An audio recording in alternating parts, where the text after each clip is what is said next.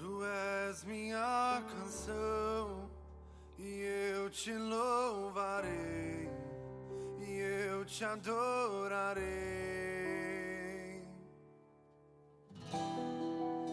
Me renderei a ti pra te conhecer e pra te dizer: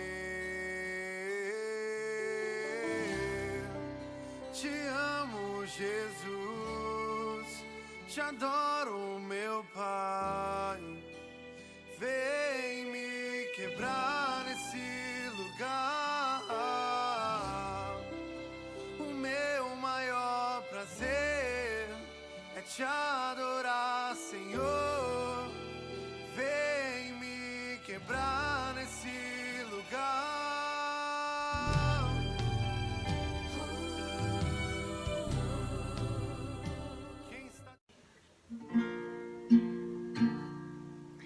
Vamos cantar esta canção como forma de profecia para esse tempo. Embora nós estejamos semeando com lágrimas, com certeza voltaremos trazendo os frutos, com cânticos de alegria, com brados de alegria em nossas bocas. E há uma nova canção em meus lábios.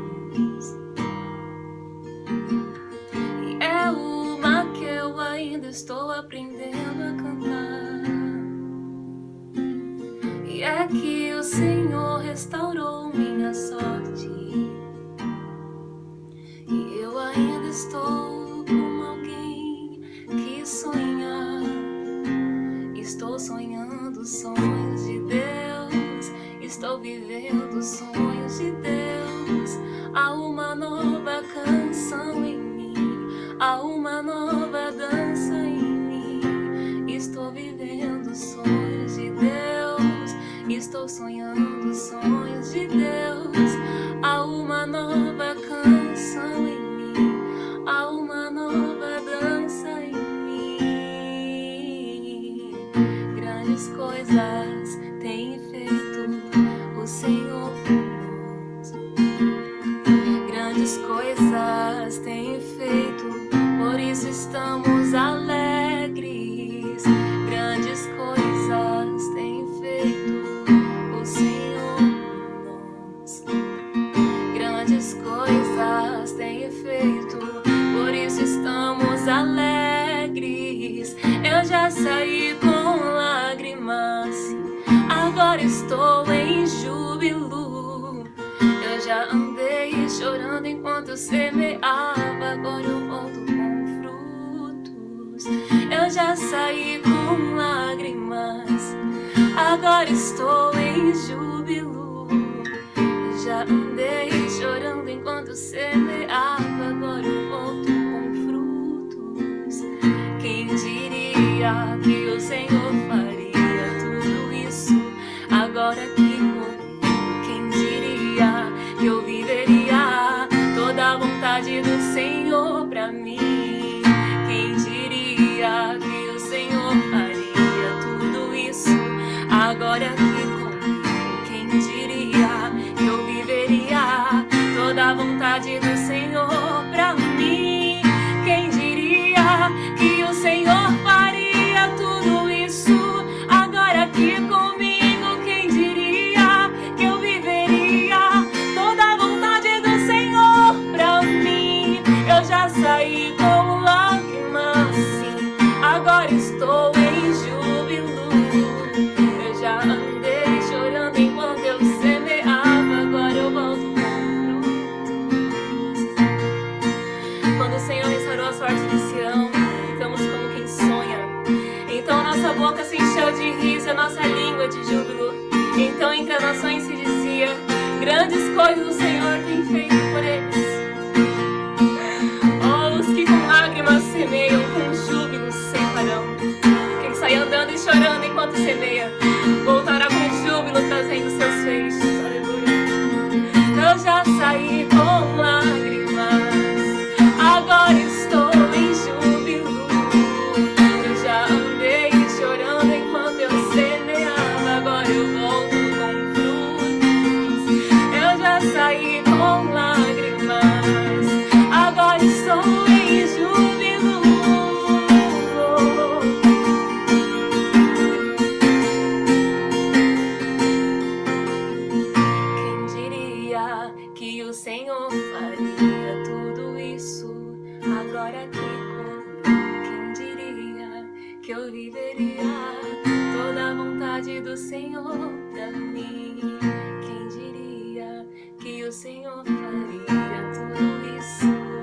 agora no Brasil.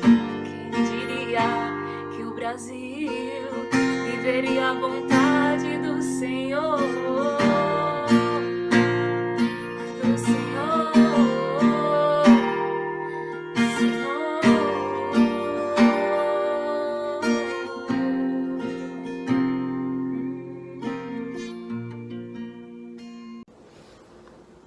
Boa noite, igreja. Uma alegria a gente estar junto novamente para mais uma aula, a última aula do nosso módulo de Teologia Contemporânea.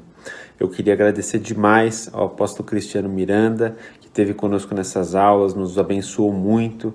Eu quero desejar que a graça de Deus esteja sobre o seu ministério, o Ministério Sonhos de Deus, lá em Taubaté, que tem abençoado tanta gente, e agradecer por essa última aula.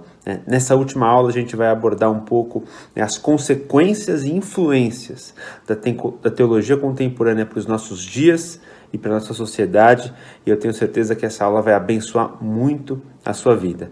Na terça-feira a gente já começa um novo módulo do seminário falando sobre a santificação, que também vai ser muito abençoador. Eu espero que você continue participando com a gente, sendo abençoado pelas nossas aulas e conteúdos, e que Deus abençoe você. Uma excelente aula. Com a palavra agora, o apóstolo Cristiano Miranda. Um grande abraço. Olá pessoal, tudo bem? Aqui de novo com vocês, Cristiano, do Ministério Sonhos de Deus aqui de Taubaté. Queria primeiramente agradecer ao meu amigo Pastor Chori, pela confiança, pelo convite para poder estar participando com vocês dessa escola, ministrando essa aula sobre teologia contemporânea. Nós já tivemos 2 aulas, espero que apesar de um conteúdo direto, objetivo, possa ter sido elucidador e possa ter contribuído para a compreensão desse assunto com vocês. Hoje nós vamos procurar trazer uma realidade a partir daquilo que nós vimos nas aulas anteriores, do que a teologia contemporânea produziu nos últimos séculos e, consequentemente, na nossa maneira de ser igreja e na nossa maneira de crer atualmente. As influências da teologia, na verdade, elas não se restringem ao campo teológico ou à igreja. Se você observar, até no próprio estudo da teologia contemporânea, você percebe que a teologia sempre esteve diretamente ligado à cultura das nações. Se você percebe, por exemplo, a maneira da colonização e da legislação, dos fundamentos da política americana, estavam diretamente às crenças teológicas, diretamente ligado e conectado às crenças teológicas daquele povo. Quando você vê a Revolução Francesa e todo o movimento que ocorre na França naquela época, está completamente ligado ao pensamento teológico daquela época. Então hoje, de fato, nós vivemos a consequência de uma racionalização da fé. E essa racionalização da fé, ela tem origem nesse estudo da teologia contemporânea. Vivemos os resquícios atuais de movimentos que se iniciaram antes de nós. E entre esses movimentos, eu gostaria de utilizar como expressão da nossa aula de hoje o tema, os substitutos de Cristo. Os substitutos de Cristo foi o tema encontrado para que a gente pudesse expressar tudo que a teologia, de maneira negativa, trouxe para a fé cristã nos dias que nós estamos vivendo. Então nós vamos pegar um pouco esse viés prático das consequências de uma teologia racional que se distanciou da realidade do Espírito. O que Paulo fala sobre a letra que mata quando se separa do Espírito que vivifica. Amém? Então eu quero mais uma vez agradecer a presença de cada um de vocês que está assistindo essa aula em formato digital.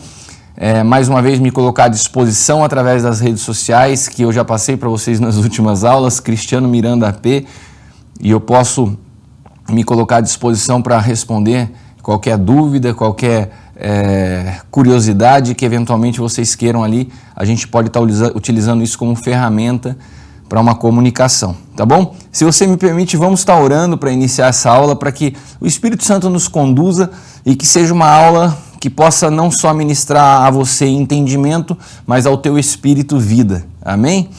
Senhor, nós te damos graças por mais uma vez podermos nos reunir como igreja, ainda que através dessa ferramenta digital, mas que a palavra liberada nessa tarde, nesse estúdio, possa chegar à vida de cada um dos meus irmãos que vão receber como vida no teu espírito. Que o Senhor tenha liberdade de se mover através de cada palavra. E que não haja impedimento na comunicação, que não haja ruído na comunicação. Eu apresento essa aula diante do Senhor e te dou graças pelo privilégio de poder servir os meus irmãos em nome de Jesus. Amém.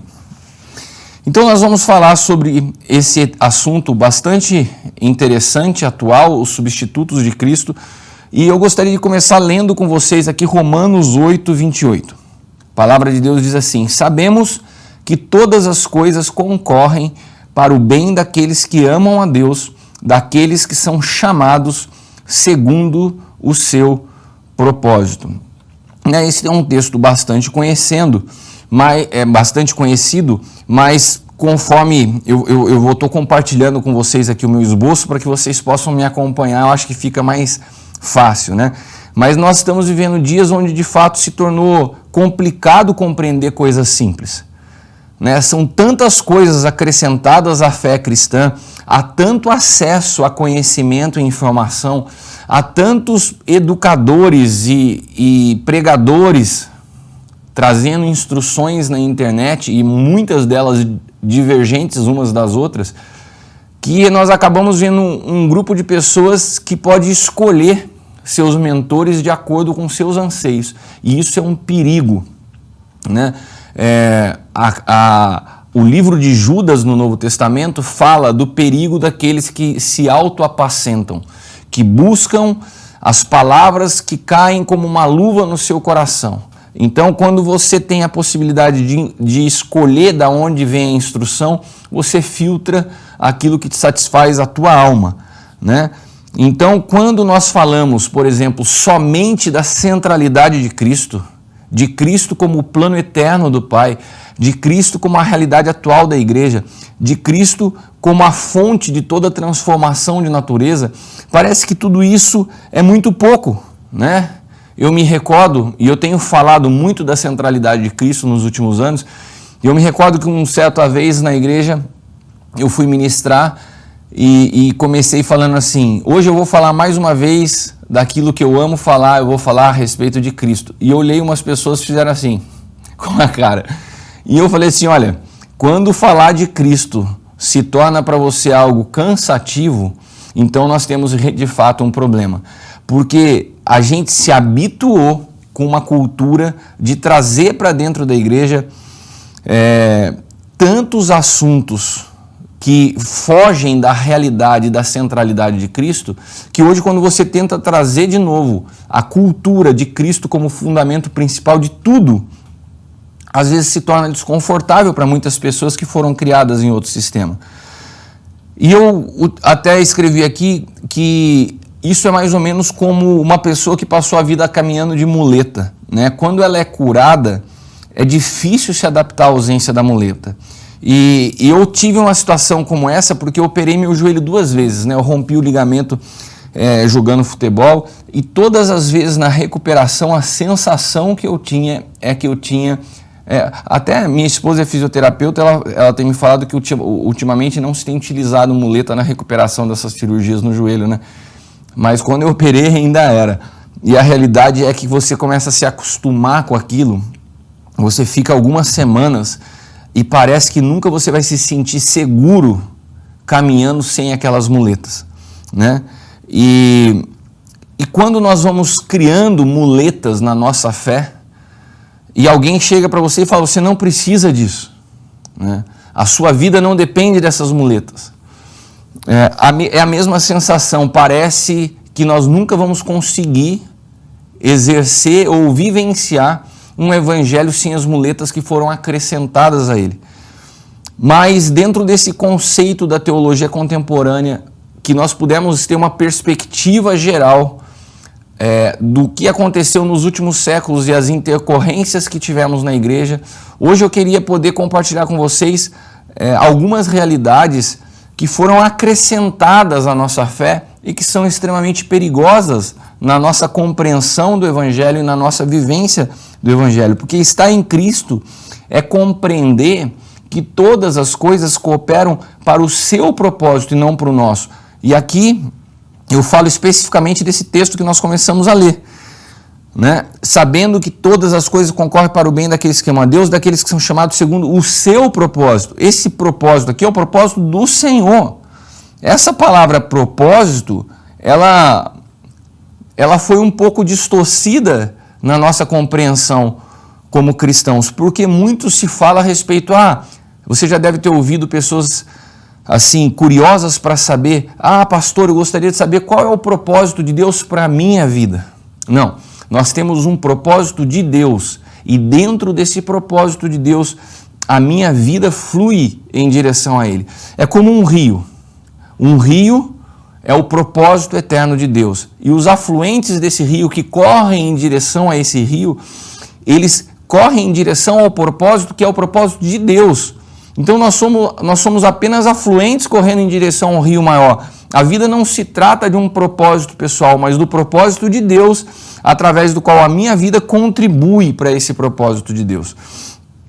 E isso é a base para a gente compreender que muitas coisas na nossa vida estão relacionadas.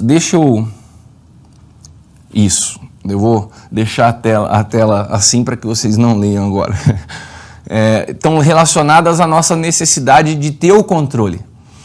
Né? E eu me recordo que eu tive 2 viagens que me chamaram muita atenção um tempo atrás, que foram praticamente no mesmo semestre. Numa eu estava indo para Itajaí, nós íamos visitar uma igreja de um amigo, e nós fomos eu fui com alguns ministros aqui da casa e nós fomos num carro.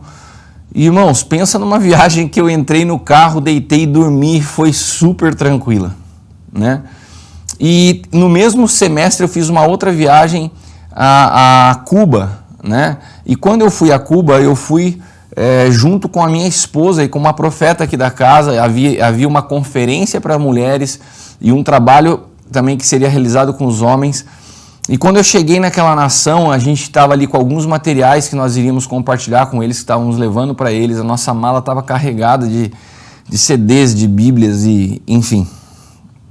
E quando nós chegamos lá, tivemos que cruzar, né, a ilha de ponta a ponta. A gente chegou no aeroporto e a cidade onde a gente iria ministrar era no outro extremo. E quem foi me buscar era um pastor que eu não conhecia, né, num carro como todos os carros daquela nação, num estado muito ruim, uma estrada bastante perigosa porque não tinha sinalização, as pessoas não tinham nem a faixa correta e uma situação assim meio complicada, né? E a gente chegou, era basicamente 11 horas da noite e a gente viajou até as 4 horas da manhã. E a responsabilidade e a falta de conhecimento daquela pessoa e para onde eu estava indo me fizeram permanecer, mesmo cansado, acordado a noite toda naquela viagem, enquanto a minha esposa e a profeta Camila, que estavam conosco, dormiram o tempo todo. E essa analogia, ela tem o seguinte intuito: mostrar para vocês que, de fato, a gente só descansa quando a gente confia em quem tem o controle. Na primeira viagem, eu fui com um irmão aqui da casa que eu conhecia, sabia a responsabilidade que ele tinha ao dirigir, sabia para onde nós estávamos indo, e aquilo me deu tranquilidade para deitar e dormir. Na outra estrada eu não conhecia quem estava dirigindo, não conhecia a estrada e ainda tinha que responsabilidade de cuidar da minha esposa e da nossa amiga. Então aquilo me fez ficar atento e tenso o tempo todo. Na nossa vida acontece a mesma coisa, né? Quando nós temos uma dificuldade de compreender as realidades espirituais, o que é o descansar em Cristo, né? Nós, na verdade, queremos preservar e manter o controle nas nossas mãos, porque nós estamos dizendo, eu não tenho segurança suficiente quando eu não estou no controle. Só que isso é muito complicado, porque o Evangelho é um processo onde Deus arranca o controle das nossas mãos para que Ele possa ter o controle das nossas vidas. Por isso é muito desconfortável para muitos de nós, quando começamos a caminhar com Cristo, que vários processos começam a acontecer e a gente não entende. Não sei se você já passou por isso, de você falar assim, nossa, mas parece que eu perdi o controle de tudo. Muitas vezes é o Senhor trabalhando em tua vida, para que Ele possa se transformar na sua fonte de total descanso, né? E quando nós não temos esse alinhamento interno, quando nós não temos essa segurança interna, quando nós não temos essa confiança no Espírito, aquilo que nós não controlamos por dentro, nós queremos controlar por fora.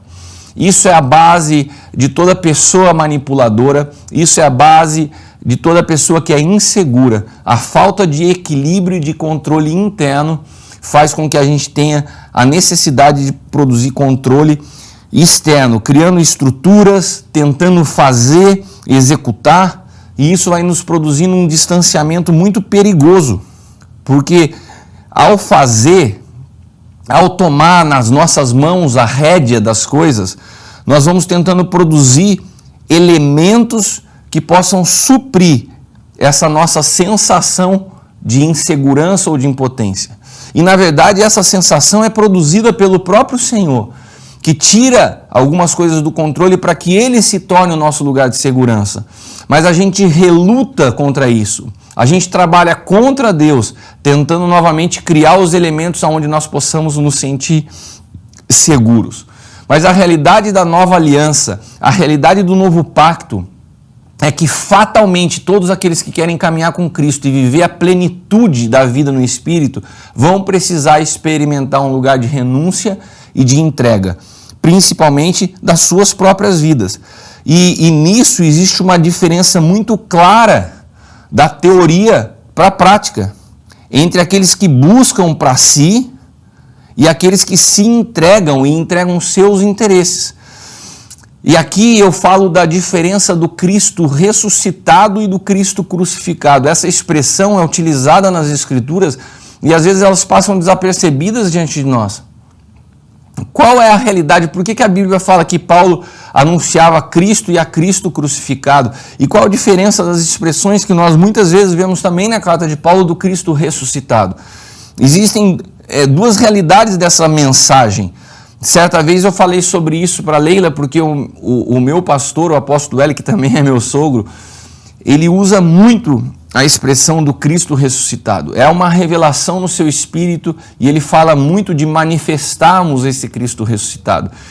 E eu falei para Leila, que é minha esposa, eu falei assim, nós precisamos entender a diferença de manifestar o Cristo ressuscitado e ministrarmos e pregarmos e anunciarmos o Cristo crucificado. E na hora ela olhou para mim e falou, não entendeu, ela falou assim, ela achou que eu estava fazendo uma crítica ao pai dela, eu não estava fazendo, né? Eu estava simplesmente explicando que são dois públicos diferentes para duas mensagens distintas.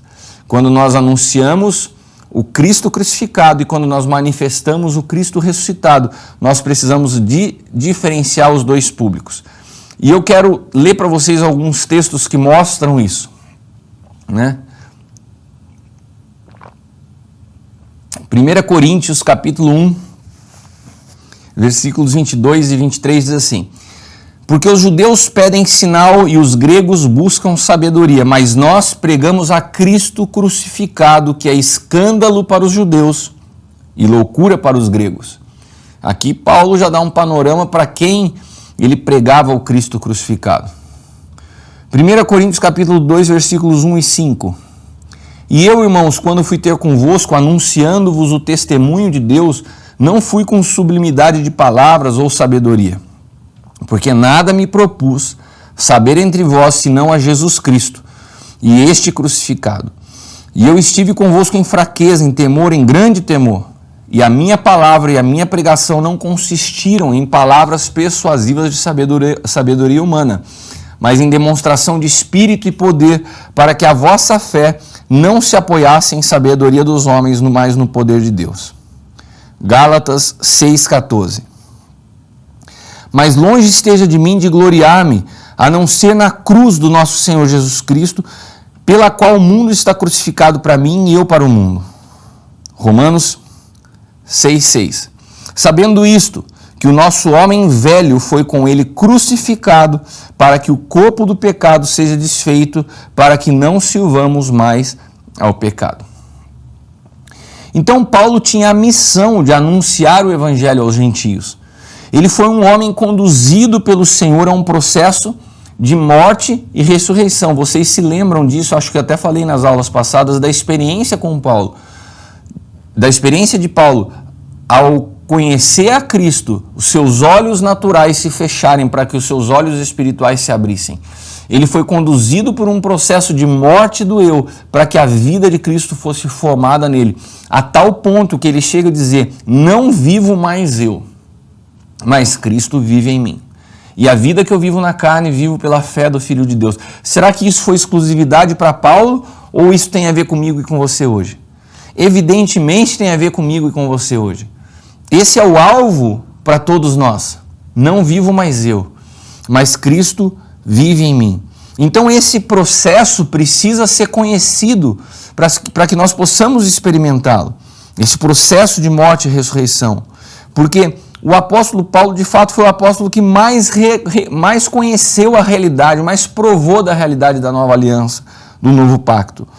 Então ele sabia que era impossível uma experiência com Cristo, com o Cristo ressuscitado, com o poder da ressurreição, sem que antes a pessoa conhecesse a realidade da cruz.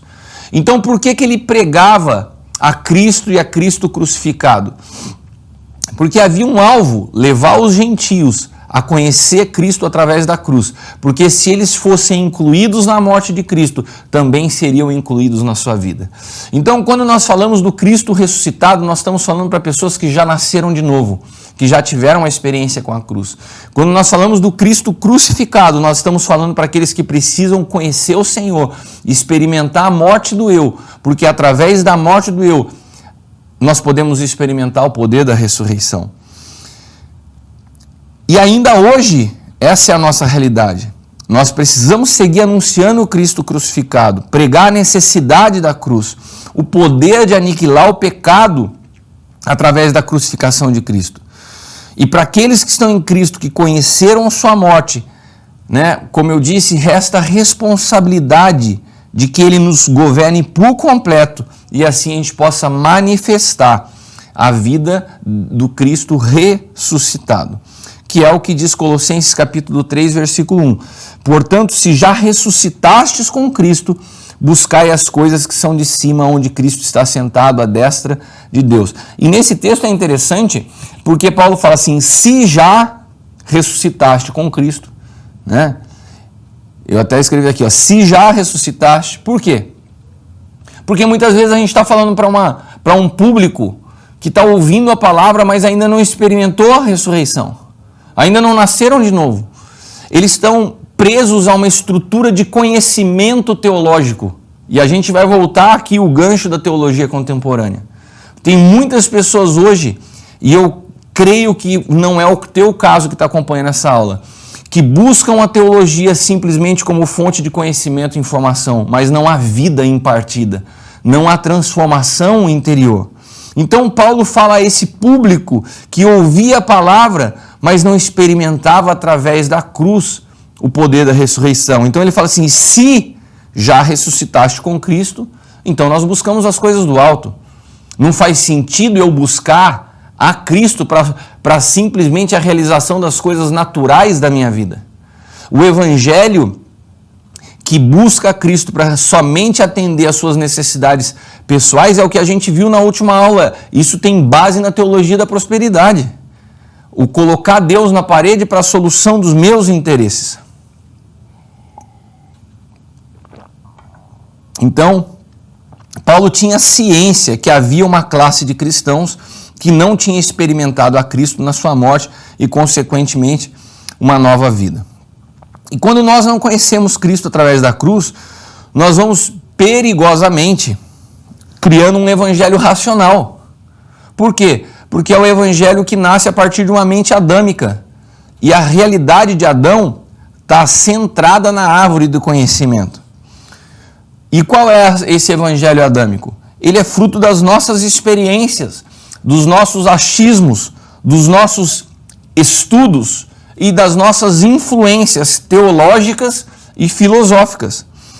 E assim surgem os substitutos de Cristo. É tudo aquilo que nós não experimentamos através da cruz, mas através das nossas experiências pessoais, através dos nossos estudos, nós vamos acrescentando de uma forma sutil a mensagem do Evangelho.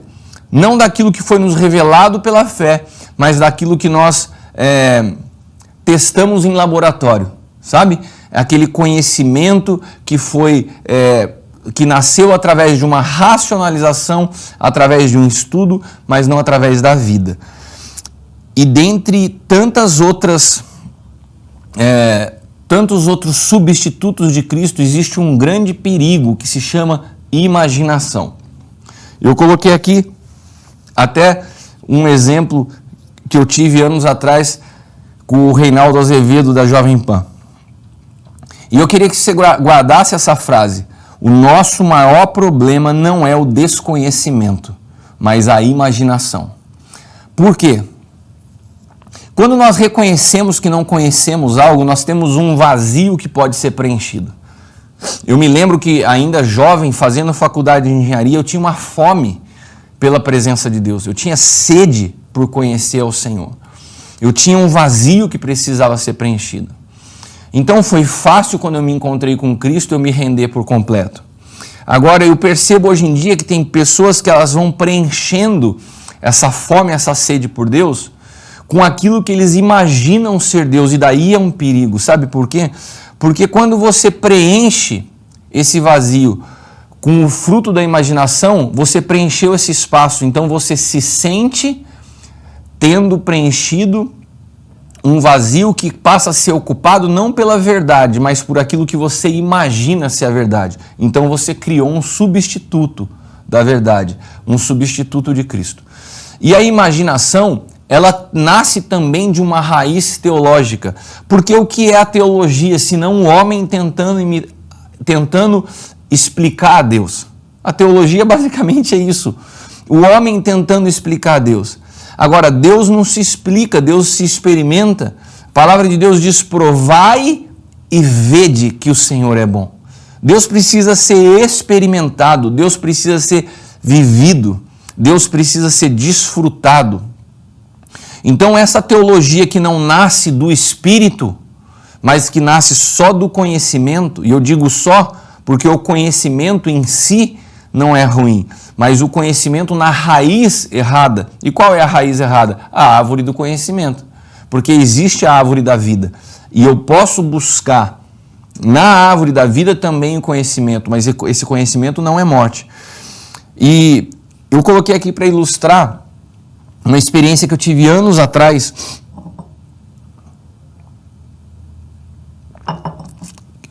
Eu ouvia muito um programa da Jovem Pan todos os dias quando eu vinha embora, às 6 horas da tarde, e esse programa estava sempre com esse apresentador, o Reinaldo Azevedo. E ele sempre muito intenso nas discussões, e ele muito forte nos seus argumentos.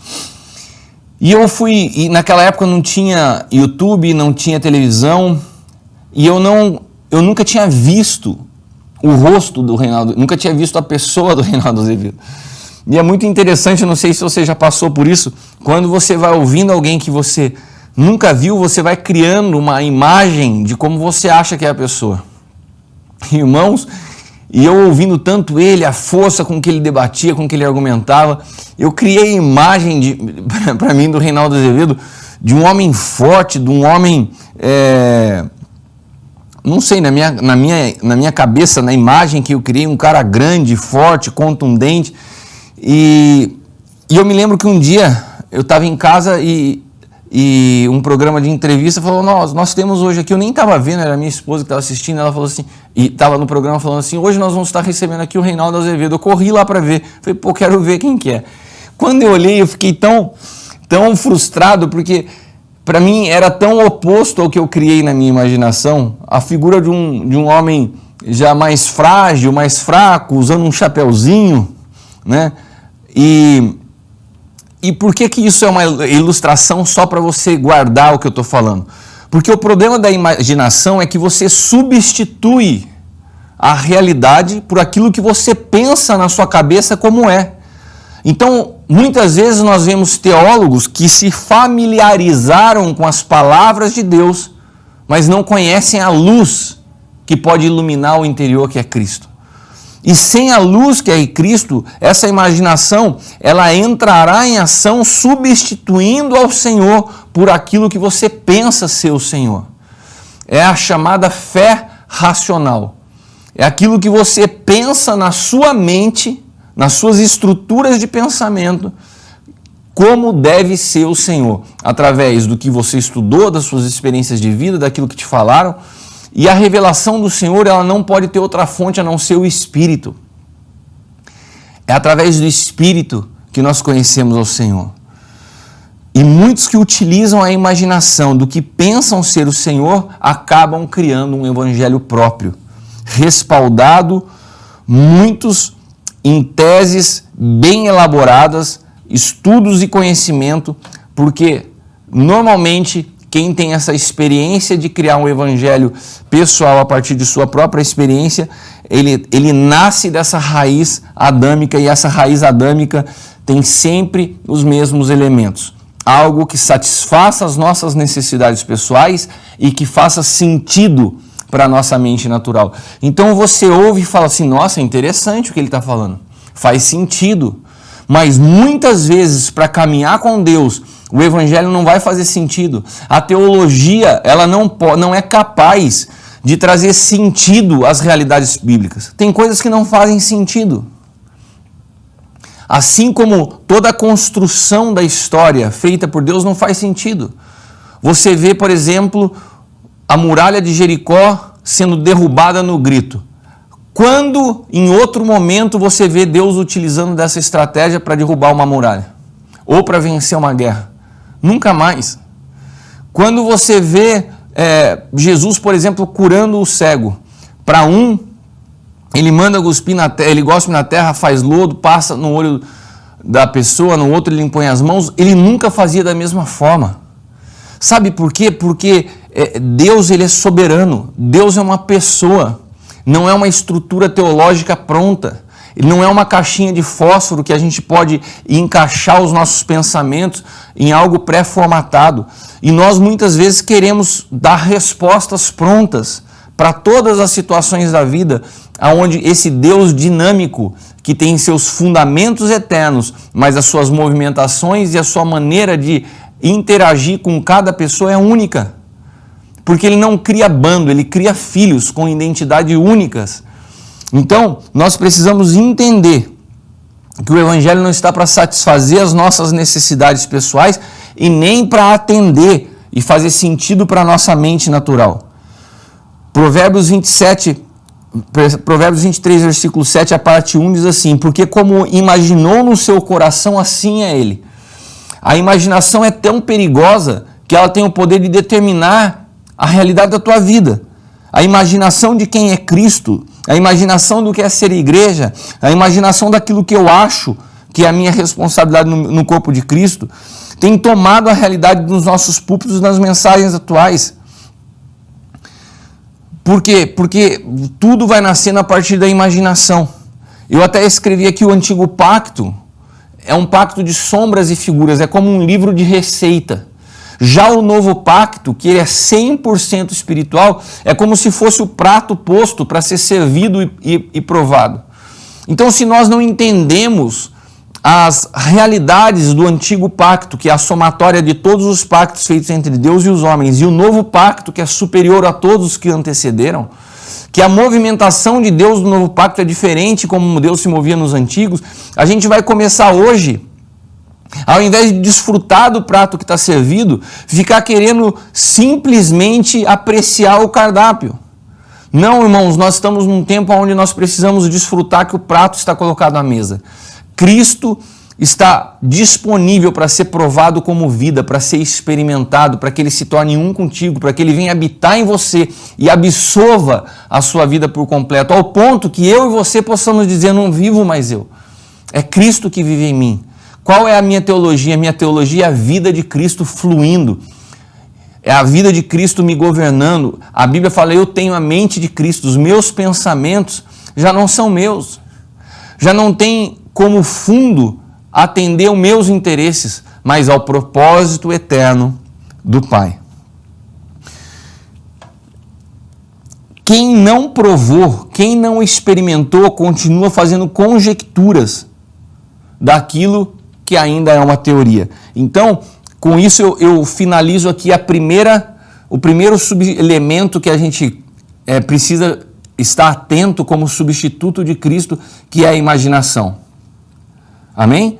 A imaginação não pode ser algo que norteie os nossos pensamentos com relação ao Evangelho. O Evangelho ele nasce de espírito e vida, não de uma imaginação. Outro elemento extremamente nocivo que a teologia contemporânea também estuda é o crescimento das inúmeras denominações evangélicas nos últimos anos. O que produziu no nosso meio, que é o chamado espírito denominacional. Pessoas que se dividiram novamente em tribos, que defendem suas tribos, que não entendem a realidade do corpo de Cristo, que não entendem a realidade do reino de Deus. Parecemos uma colcha de retalhos, cada um com seus próprios objetivos, cada um defendendo a sua placa, o seu nome e os seus interesses. Né? E hoje, mais do que qualquer momento da história, essa realidade é perceptível. A quantidade de pessoas que se apoiam num nome, num título, mas desconhecem a Cristo. Por quê? Porque a religião é pura vaidade, porque tem os seus fundamentos numa edificação visível. Então, o que faz da religião algo de tanta vaidade e tanta superficialidade? Ela está presa em realidades visíveis. E as realidades visíveis são a base dos pactos passados. O novo pacto ele nasce de uma realidade invisível, né? Porque o invisível é eterno e o que é visível é temporal. Tudo que é visível é temporal, mas o novo pacto é superior ao antigo porque ele é invisível e ele é eterno. Então, quando você vê a religião se apoiando no que é visível, ela está se apoiando em algo temporal. Quando nós utilizamos as estruturas de prédios, a quantidade de pessoas, seguidores em redes sociais, tudo aquilo que é mensurável numericamente, tudo que é visível aos nossos olhos, como elemento de aferição, de avanço e de crescimento, nós estamos utilizando elementos frágeis, porque na verdade todo avanço e crescimento da igreja, ele precisa ser medido pelo avanço de Cristo nas nossas vidas. E Romanos capítulo 2, versículos do 17 ao 21, Paulo alertava sobre a intercorrência desse espírito denominacional desde o início da igreja. Olha o que Paulo diz aos romanos. Eis que tu que tens por sobrenome judeu e repousas na lei e te glorias em Deus, sabes a sua vontade, aprova as coisas excelentes, sendo instruído por lei. Confia que és guia dos cegos, luz dos que estão em trevas, instruidor dos nécios, mestre de crianças, que tens a forma de ciência e da verdade na lei. Tu, pois, que ensina a outro, não te ensinas a ti mesmo? Tu que pregas que não se deve furtar e furta? Paulo está falando aqui daqueles que tinham se convertido a Cristo, mas ainda continuavam com orgulho das suas raízes, né, judaicas. Esse espírito é o mesmo espírito que hoje nos prende a nos orgulhar, a bater no peito e falar assim, eu sou batista, eu sou metodista, eu sou presbiteriano, eu sou da Igreja Cristã do Morumbi, eu sou do Ministério Sonho de Deus. E a gente parece que vai colocando as placas denominacionais acima da realidade do que é ser parte do corpo de Cristo. Isso pode parecer, às vezes, exagerado na maneira que eu estou colocando, mas é sutil e perigoso. O espírito que Paulo observava aqui quando escreveu Romanos é esse espírito que faz com que as pessoas se gloriem em títulos, né? Como eu acabei de falar, no tamanho, expressão das suas denominações e passam a deixar desapercebido, excluído, substituído o avanço de Cristo por essas realidades. Né? O avanço de Cristo por essas realidades. E a pergunta que eu te faço hoje é: que tipo de cristão é você? Você tem conduzido a sua vida por uma aparência? Você ainda se apega às formas externas? Ou de fato o que tem conduzido sua vida hoje é uma realidade interior? Uma verdade inegociável? Seu alvo é o reino de Deus ou o crescimento numérico e a projeção de uma instituição? Seus interesses são pessoais ou seus interesses são coletivos? Apocalipse capítulo 3, versículo 1 diz assim: ao anjo da igreja que está em Sardes escreve: isto diz o que tem os 7 Espíritos de Deus e as 7 estrelas. Conheço tuas obras. Você tem nome de que está vivo, mas está morto. Olha que interessante. Tem nome de que está vivo, mas está morto. O espírito denominacional é mais uma dessas vertentes, ramificações que se iniciaram através dessa natureza adâmica buscando conhecimento. Deus havia avisado que se ele comesse daquele fruto, certamente morreria. Porém, Adão, ele passa a desconhecer o significado da morte, porque aparentemente, depois de ter comido o fruto, ele continuava vivo. Ele não entendeu que Deus estava falando de uma realidade espiritual. Ele falou: pô, eu comi e continuo vivo. Né? E essa realidade lá de Gênesis é retratada em Apocalipse novamente. Uma igreja com muitas obras, uma igreja com muita atividade e que aparentava estar viva, mas o Senhor olhava e falava assim: não, você está morta. Então preste atenção. Muitas das coisas que nós olhamos hoje e têm aparência de vida, para Deus já estão mortas. Se a nossa perspectiva for natural e não eterna, a nossa capacidade de avaliar aquilo que de fato é relevante para Deus vai ser muito frágil, porque Deus olha a partir de uma perspectiva eterna, e aquilo que para Deus tem vida é diferente do que muitas vezes nós achamos que tem vida, porque nós estamos olhando com os nossos olhos naturais. Então, às vezes, a igreja com muitas obras pensava estar viva, mas estava morta. E o perigo desse espírito denominacional é que ele disfarça a vida, ele imita a vida. As pessoas acreditam que estão agradando a Deus, mas estão, na verdade, diante de um bezerro de ouro, de um substituto de Cristo. Eu me recordo quando nós nascemos como ministério, 15 anos atrás, a idade do Ministério Sonho de Deus, o Senhor nos deu uma palavra clara: vocês não serão uma denominação. E o Senhor nos proibiu de plantar igrejas em outras cidades. E o Senhor nos falou assim: vocês cuidem como igreja, porque a igreja tem a ver com a cidade onde ela está inserida, né? É a igreja de Tessalônica, é a igreja de Éfeso, sempre foi assim. A igreja tem uma realidade local, com dimensão mundial. E o Senhor falou: cuidem da cidade de Taubaté e sirvam ao meu corpo no mundo todo. E é isso que nós temos falado. E isso nos preserva de um espírito denominacional. Nós não temos nenhum Ministério Sonho de Deus em outra cidade, mas nós servimos ao corpo de Cristo e nós temos mais de 100 igrejas conectadas ao Ministério Sonho de Deus. Os pastores dessas igrejas caminham conosco como filhos espirituais. Nós cuidamos, apoiamos, servimos a várias igrejas no Brasil e no mundo. Porém, cada uma com a sua identidade, cada uma compreendendo a realidade da cidade e da localidade onde eles estão. Porque a igreja, ela é como um vinho. A igreja não é como um refrigerante. Um refrigerante, se você pega, por exemplo, a Coca-Cola, você toma aqui no Brasil e toma lá na Austrália, você vai estar tomando o mesmo refrigerante. Porque ele é produzido de forma igual, com os mesmos componentes em todos os lugares do mundo. Agora o vinho não. O vinho tem a ver com a qualidade da terra, o vinho tem a ver com a incidência do sol naquele lugar, tem a ver com o clima, tem a ver com a uva, porque o vinho está ligado à localidade.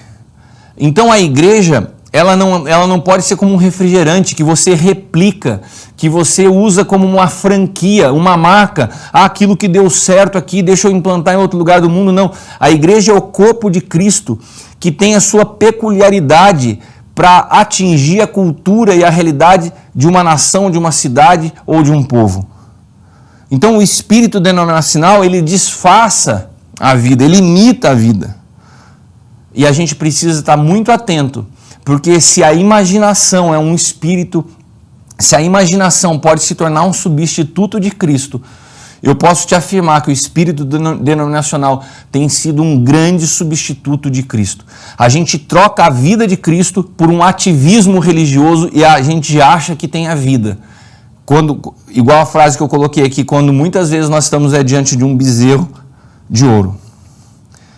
Esse outro ponto que, como substituto de Cristo, é muito forte, que é a justiça própria. Vamos ler juntos Romanos capítulo 10, versículos 3 e 4.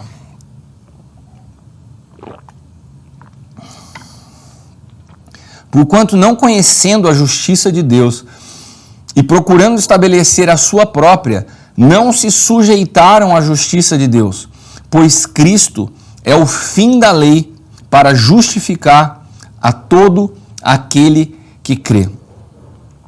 Esse texto aqui ele é muito mal interpretado, né? Quando fala assim, o Cristo é o fim da lei, a gente chegou a mencionar dentro das duas aulas anteriores de teologia contemporânea a respeito da hipergraça. Muitos pregadores da hipergraça colocam esse texto como Jesus falando aqui, como Paulo falando aqui, que quando chega a Cristo, acabou a lei. Cristo é o fim da lei. Mas o que está nesse texto não é fim como final, é fim como finalidade. Então, Cristo é o fim da lei. Cristo é a finalidade da lei. Por quê? Porque a lei foi como um aio. A lei apontava para Cristo. Então, Cristo não vem eliminar a lei, ele veio cumprir. Ele veio mostrar ao homem que na força própria, na justiça própria, é impossível. Mas quando nós passamos pela cruz e experimentamos a vida de Cristo, nós podemos em Cristo cumprir a lei. Então ele não está abolindo a lei, ele está cumprindo a lei. O que é bastante diferente. Agora, quando nós não entendemos isso, nós começamos a entrar num lugar de justiça própria. Que a lei acabou, agora as minhas obras, as minhas ações, aquilo que eu faço tem sentido. Eu crio um substituto dos mais perigosos de Cristo. E eu acabo utilizando da justiça própria no meu casamento, né? Até com relação à situação de pecado, seja ele adultério, seja, enfim, qualquer que seja a realidade que nós possamos estar falando de situações fora da palavra. Como assim, Cristiano, eu não estou entendendo? Né? Eu tenho aconselhado pessoas todos os dias, né? Tenho gastado, investido, vamos dizer, melhor colocando assim, a minha vida. E eu tenho 25 anos junto com a minha esposa, com a Leila. A Leila se casou comigo, ela tinha 18 anos de idade. Nós temos um casamento que é o maior presente de Deus na minha vida, aquilo que a gente pode desfrutar, a realidade que nós podemos viver como família.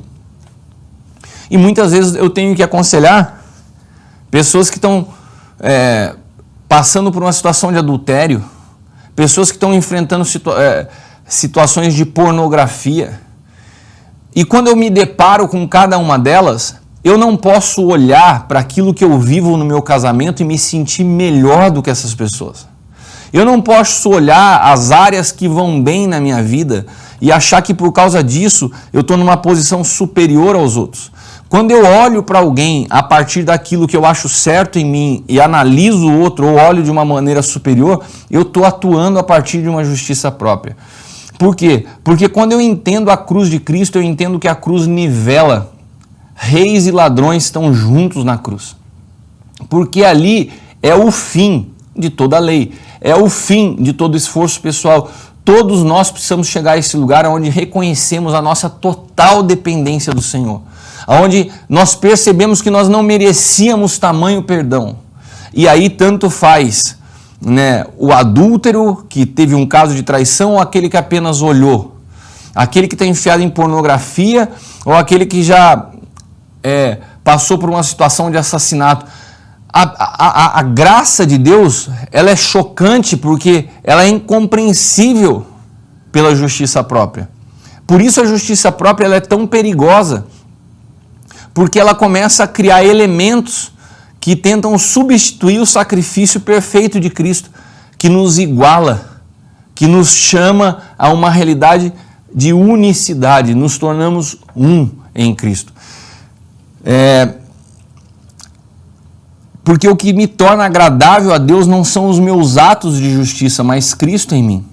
Se os meus atos de justiça substituem a Cristo, então eu devo pegar todos esses atos de justiça, toda essa bondade que me faz me sentir superior, colocar num saco e lançar no lixo, no mesmo lugar onde foram lançados meus pecados. Se os meus atos de bondade me fazem me sentir superior a alguém, ele é tão pecado como qualquer outro pecado. Pois, como disse um autor, que inclusive eu já falei para o pastor Choro que eu quero apresentar, o Lucas Marques, é um grande amigo meu, Deus não olha o meu passado para planejar o meu futuro. Mas o problema é que nós insistimos muitas vezes em olhar e avaliar e validar pessoas a partir do seu histórico, do seu currículo espiritual. Mas Deus ele nos olha a partir do Espírito. Isso não quer dizer que a igreja é um lugar de vale tudo. Venha do jeito que você quiser e permaneça do jeito que você quiser. Não, venha do jeito que você quiser, mas permita-se ser transformado pelo poder de Deus. Um lugar onde todos aqueles que estão dispostos a se arrepender e se apropriar da obra da cruz vão ter a oportunidade de começar uma nova história. Então nós não podemos continuar apoiando a nossa visão, os nossos relacionamentos nos méritos da justiça própria, mas na cruz que pode nos fazer entender tamanho perdão. Por isso a palavra de Deus diz que a quem muito é perdoado, quem mais é perdoado, mais ama. Você lembra daquele texto onde Jesus está na casa de Simão, o fariseu? Ele é convidado para ir lá e de repente aquela mulher chega por trás de Jesus, derrama um vaso de alabastro sobre ele, unge seus pés e começa a derramar lágrimas sobre ele e enxugar os seus pés com os seus cabelos. E Simão, que era fariseu, um homem respeitado, ele pensa, diz a palavra assim, ele fala consigo mesmo, ele pensou, se esse homem fosse profeta, ele não permitiria que essa mulher o tocasse, porque essa mulher é uma pecadora. E Jesus, vendo o pensamento de Simão, preste atenção, você pode não ter atos de justiça própria, mas você pode ser um justiceiro na maneira como você pensa e julga as pessoas. E no novo pacto não é só o que você faz, é como você pensa. Simão não tinha feito nada, ele não discriminou, ele não falou nada para aquela mulher, mas ele pensou. Se Jesus soubesse, não deixava ela tocar porque ela é pecadora. E Jesus vai até lá, porque conhecia os pensamentos de Simão, e fala para ele assim, Simão, eu vou te contar uma história. Tinha um homem que devia 500 moedas, o outro devia 50. O credor chegou e perdoou ambos. Qual se tornou mais grato e amou mais aquele homem? E Simão falou assim, acredito que tenha sido aquele que devia 500. E Jesus falou, disse bem, porque quem muito é perdoado, quem mais é perdoado, mais ama. E daí ele falou assim, tá vendo essa mulher que você está dentro do seu pensamento recriminando? Eu cheguei na tua casa e você não me deu um copo de água, você não me deu água para lavar meus pés e essa mulher está me lavando os pés com as suas lágrimas. Você não me cumprimentou, você não me deu um beijo e essa mulher não para de beijar meus pés. Você não me deu nenhum tipo de atitude ou atenção de honra e essa mulher está aqui, se expondo. Por quê? Exatamente por aquilo que você a julga, pelos pecados que foram perdoados. E nesse texto fica muito claro que quando a gente não entende a dimensão do que é pecadinho e pecadão e a gente acha que a gente é melhor pelo nosso histórico de vida, a gente acaba entrando num campo de justiça própria. E quem entra no campo da justiça própria anula o sacrifício de Cristo, cria um substituto de Cristo, entra no campo da meritocracia e não entende que todos nós estamos no mesmo lugar, dependemos do perdão e precisamos ser inclusos na morte de Jesus para provarmos da sua vida. Filipenses capítulo 3, versículos 8 e 9. Sim, na verdade também tenho como perda todas as coisas, pela excelência do conhecimento de Cristo Jesus, meu Senhor, pelo qual sofri a perda de todas essas coisas, e as considero como refúgio, para que eu possa ganhar a Cristo e seja achado nele, não tendo como minha justiça a que vem da lei, mas a que vem pela fé em Cristo, a saber, a justiça que vem de Deus pela fé. Nesse texto de Filipenses, Paulo descreve qual é a verdadeira justiça. A justiça de Deus. Cristo como a justiça de Deus para nós, os crentes. Os crentes como justiça de Deus quando estão em Cristo. A redenção de Cristo é a base de toda a justificação. Que a única satisfação dos requisitos da lei e da glória de Deus está em Cristo. O Evangelho é poderoso, porque nele está revelado a justiça de Deus. E a justiça de Deus não é a nossa justiça, não é a justiça própria. Romanos 1, 16 e 17 diz assim: porque não me envergonho do Evangelho de Cristo, porque ele é o poder de Deus para a salvação de todo aquele que crê, primeiro do judeu, mas também do grego. Porque nele se descobre, como se descobre a justiça de Deus? Com os teus atos de justiça? Com as suas boas obras, com as suas boas ações? Não. Se descobre a justiça de Deus pela fé, como está escrito, o justo viverá pela fé. A justificação que vem de Deus acaba com todo conceito humano de justiça. A palavra justificação, né, justificação é a palavra dikaiosis, significa o ato por parte de Deus através do qual declara um homem livre de culpa e aceito diante de Deus. É um ato de graça, pelo qual Deus perdoa todos os nossos pecados e nos aceita como justos em sua presença, com base na justiça de Cristo que nos é imputada por fé. Isso é justificação. A justificação é a justiça de Cristo, cumprindo através da sua morte e ressurreição toda a lei. Isso nos é imputado como nossa justiça pela fé. Não tem a ver com o que eu e você fazemos, mas tem a ver com o que ele fez por nós. Por isso que a Bíblia fala que na cruz nós fomos justificados. É em Cristo que nós somos justificados. É nele que nós somos santificados. Não está aqui anotado, mas um outro elemento muito mal compreendido é a santificação. A gente acha que a gente vai se aperfeiçoando, se tornando mais santo através das nossas práticas religiosas. Pelo tanto que eu leio a Bíblia, pelo tanto que eu oro, pelo tanto que eu jejuo, e a gente vai criando várias práticas e nós falando assim, nossa, eu estou num processo de santificação. Não! Eu não estou falando contra a vida de oração, eu não estou falando contra a leitura da palavra, eu não estou falando contra o jejum, eu estou falando que isso não pode substituir a santificação que só Cristo pode produzir. Porque na cruz nós fomos justificados e na cruz nós fomos santificados. A palavra de Deus diz que ele nos transportou do império das trevas para o reino do Filho do seu amor. Nós estávamos num ambiente de morte e ele nos reposicionou num ambiente de vida. Isso é santificação. É um processo que aconteceu no momento em que seus olhos se abriram, porque ele é imediato, mas ele também é progressivo. Nós somos imediatos. Eu normalmente explico santificação como a seguinte colocação, né? Imagina que você está mergulhado no rio Tietê.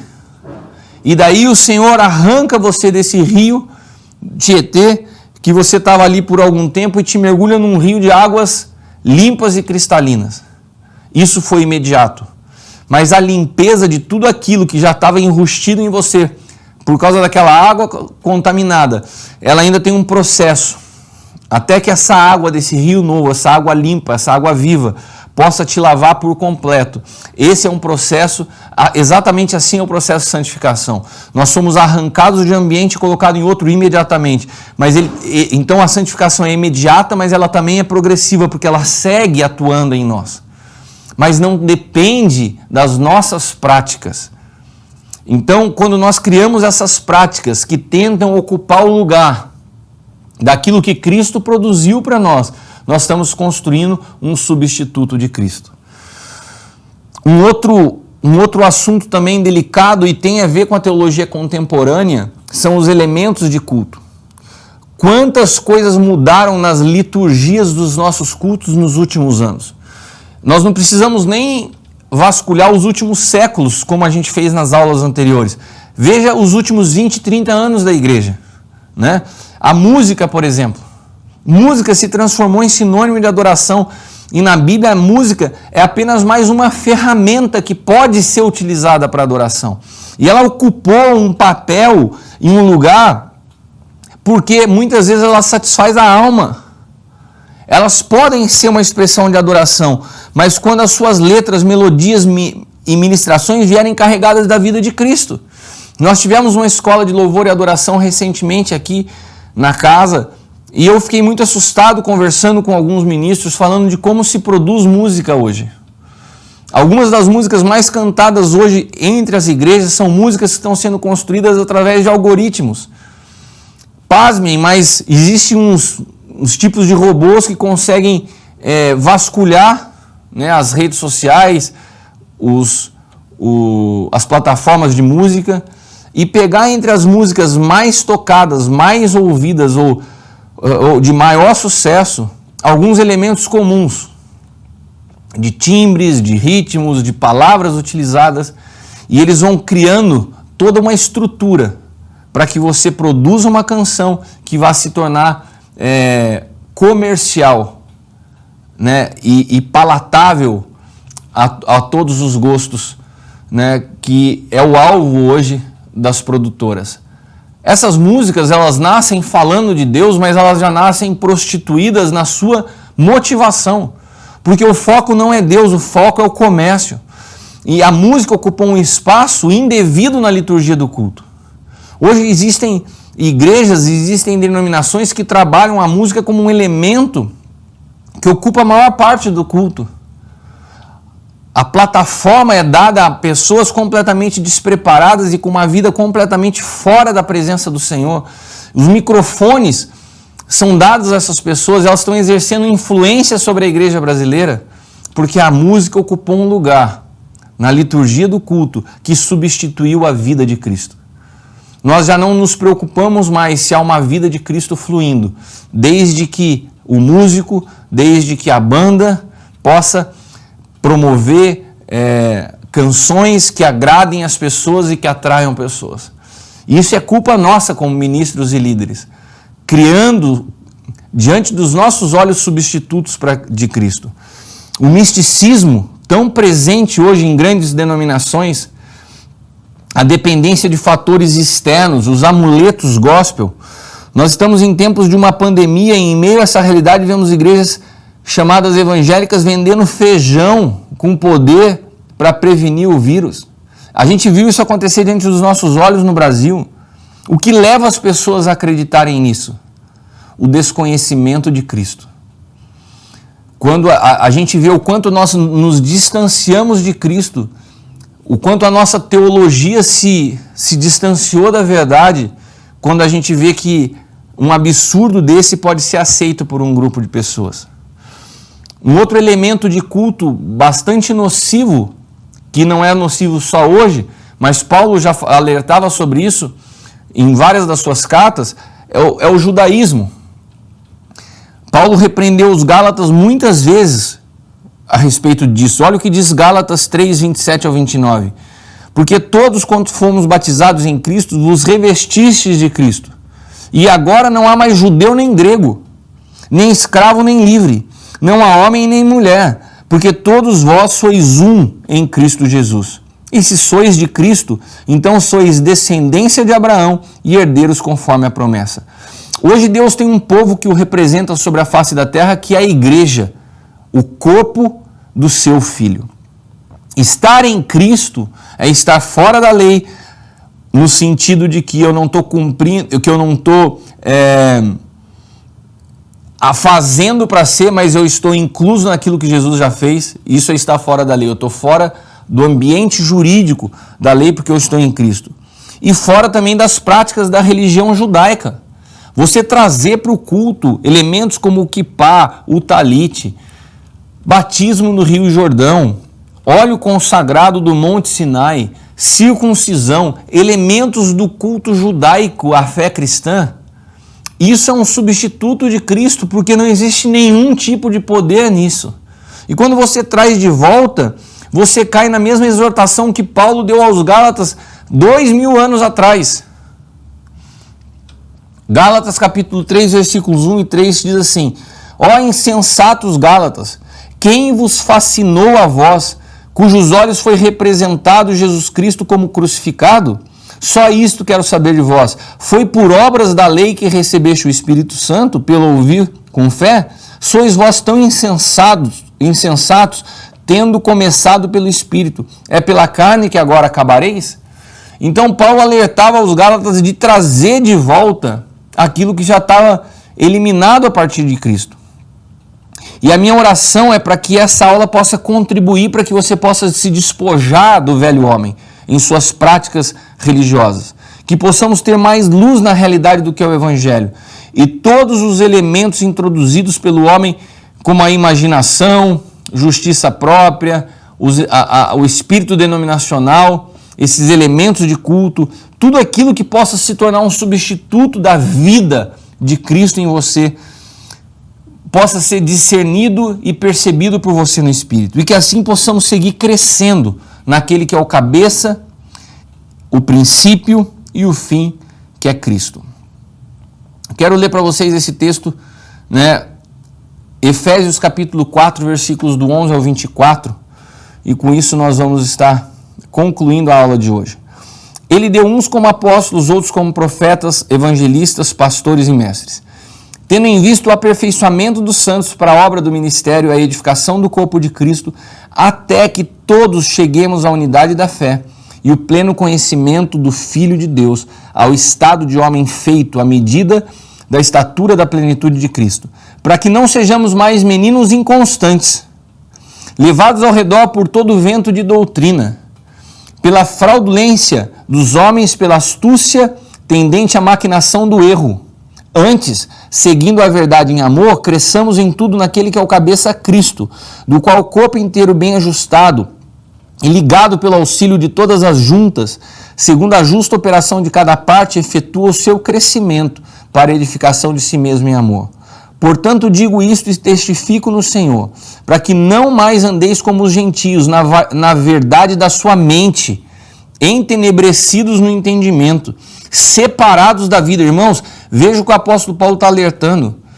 Ele está falando de uma teologia que aparta da vida, que te deixa entenebrecido no conhecimento. Preste atenção, porque o alvo desse texto, quando fala dos 5 ministérios, é que nós possamos crescer em Cristo. E aqui Paulo dá um alerta que parece que ele está falando um resumo de tudo que nós falamos nas nossas últimas aulas da teologia contemporânea. É um alerta para que nós não venhamos a ficar entenebrecidos no entendimento e separados da vida de Deus pela ignorância que há neles e dureza no coração, os quais, tendo se tornado insensíveis, entregaram-se à lascívia para cometerem com avidez toda sorte de impureza.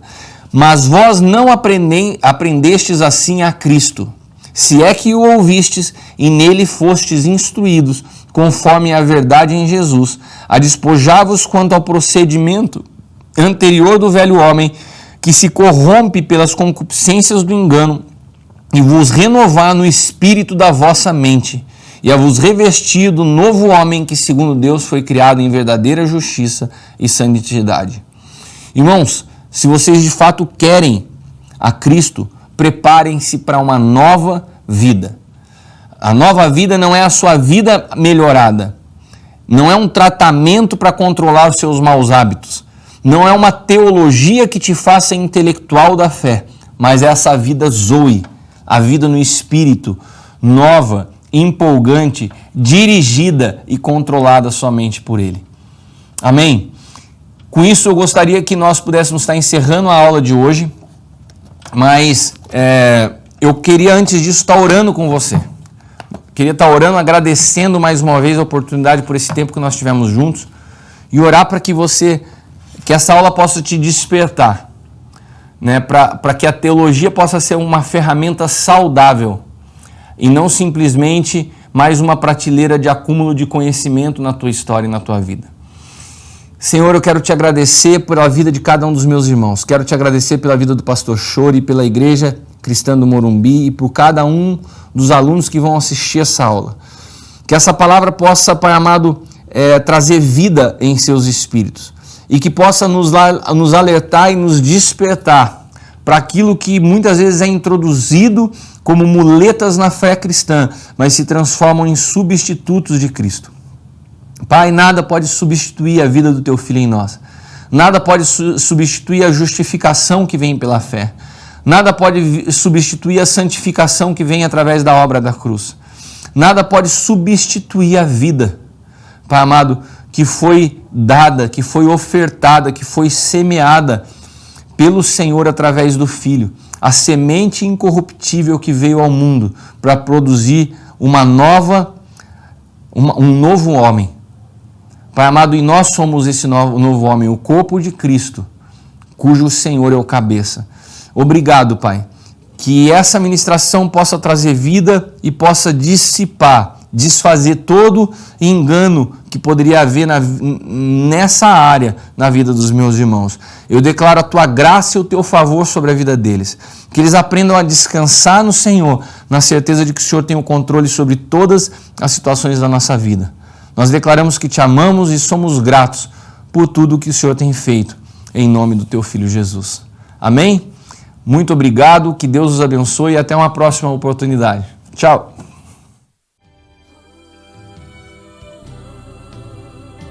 Quem está disposto a ser um vaso novo, erga a sua voz. Vamos adorar a Ele nesta noite.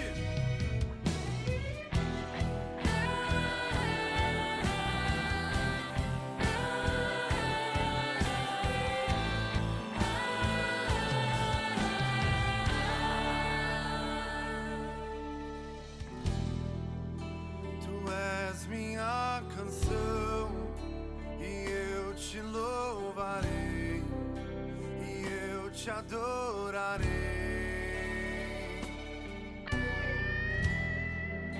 Me renderei a ti pra te conhecer e pra te dizer: te amo, Jesus, te adoro, meu Pai. Vem me quebrar.